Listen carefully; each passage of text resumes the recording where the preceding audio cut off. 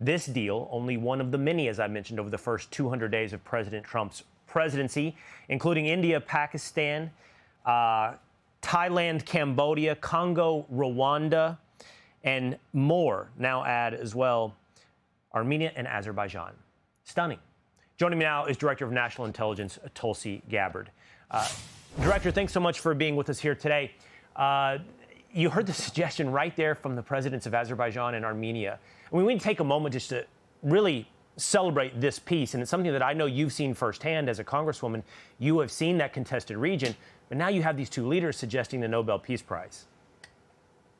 Yeah, Will, it's a truly historic day, and you know, under this president's leadership, this historic peace deal has been truly made into reality. When people actually go back and look at the history, you hit the high points there. These two countries have been in some form of conflict, sometimes very bloody, other times a very tense situation where conflict could spark out again at any moment for over 35 years. So for this event to happen today again, President Trump said in some of his remarks today that his aspiration, his greatest aspiration as president, is to bring about peace and stability. This is yet another example of his effective leadership that brought these two leaders together in a way that hasn't happened before. And I can tell you there was a lot of work that led to this moment. This wasn't something that just happened overnight. Again, when you look at over 35 years of conflict,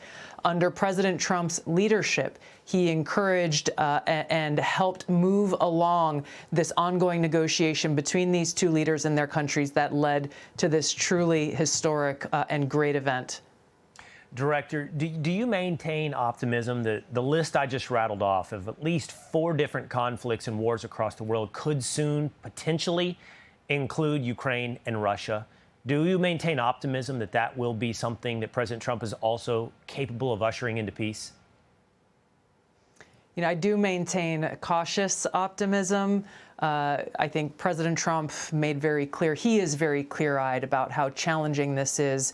We've seen this over these last 200 days since he's been in office, but we've also seen how President Trump and his leadership has made more progress and brought about more peace negotiations and peace deals than any other country and any other president, and in such a very short period of time. So if there's, and this is a sentiment that's shared by others, if there is any person who can help usher in a true peace deal and an end to this bloody war between Russia and Ukraine, it is President Trump. But again, all very clear-eyed about how challenging it is.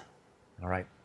We originally booked you today because it is August 8th. It is the 2-year anniversary of the massive fire that engulfed Lahaina, Maui, Hawaii. I visited there this summer, as I do every summer growing up throughout my life, and still go today, as I mentioned. And you, of course, are a former congresswoman from Hawaii, Director. I just went back in the last couple of weeks. I got to drive through Lahaina. I got to see the damage that remains to this day. As everyone has seen the videos, the homes, the businesses are down to the dirt. And that is actually a mark of progress to remove the terrible debris. But I also got to see something else, Director. I got to see the beginning of the rebuild. I got to see homes. I got to see people. I got to share hugs with people, for example, some of whom received the money that was helped raised right here on this network. From the viewers that are watching us right now, we are capable of raising $2.6 million from viewers of Fox News. It went out in $12,000 grants to over 212 families that I personally spoke to each and every one of them on the phone. And I just went to Lahaina, and I want to share with you, everyone watching, and then I want to talk to you, Director, as well about this, what I saw just a few weeks ago in Lahaina. This is the north side of Lahaina. We're on Front Street.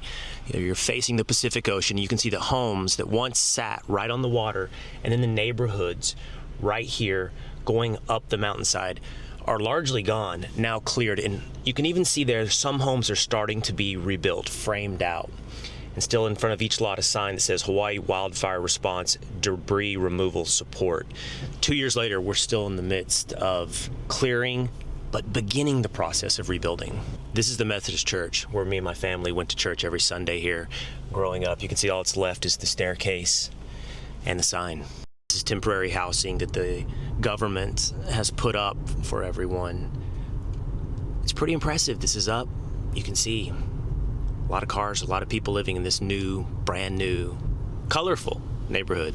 This is Kakoa Mawit's family's house. It's so cool. It's permitted. They've moved in for 2 weeks.